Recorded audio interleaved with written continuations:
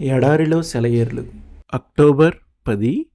నీవు వ్యసనపడకుము.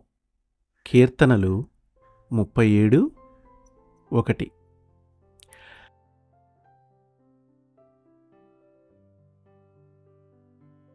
ఇది నాకు దేవుడు ఇచ్చిన ఆజ్ఞ.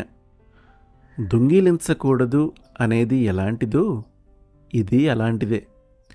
వ్యసనపడటం అంటే ఏమిటో చూద్దాం. గరుకైన ఉపరితలం కలిగి ఉండటం, లేక రాపిడికి లోనై అరిగిపోవటం. ఎప్పుడూ చిర్రుబుర్రులాడుతూ ఇతరులలో తప్పులు వెతికే వ్యక్తిని తీసుకోండి. అతడు తనకై తాను అరిగిపోవటమే కాక ఇతరులను అరగదీస్తున్నాడు.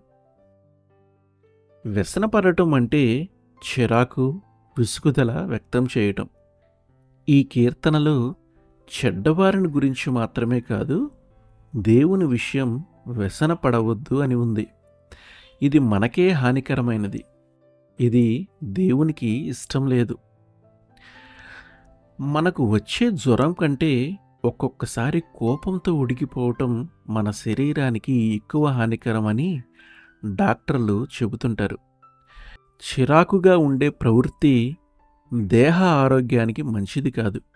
వ్యసనపడటానికి తరువాత మెట్లు కోపపడటమే. ఈ విషయం గురించి ఒక నిర్ణయానికి వచ్చేద్దాం. ఈ ఆజ్ఞను పాటిద్దాం. వ్యసనపడకుడి. పాలపిట్ట పిచ్చుకుతో అంది, ఈ మనుషులెప్పుడు కంగారు కంగారుగా, కాలుగాలిన పిల్లిలా అటూ ఇటూ చిరాకుగా కుంగిపోతారెందుకని. పిచ్చుక పాలపిట్టతో అంది కదా, మనకు ఉన్నట్టు పరలోకపు తండ్రి ఈ మనుషులకి లేడేమో. ఆమెన్.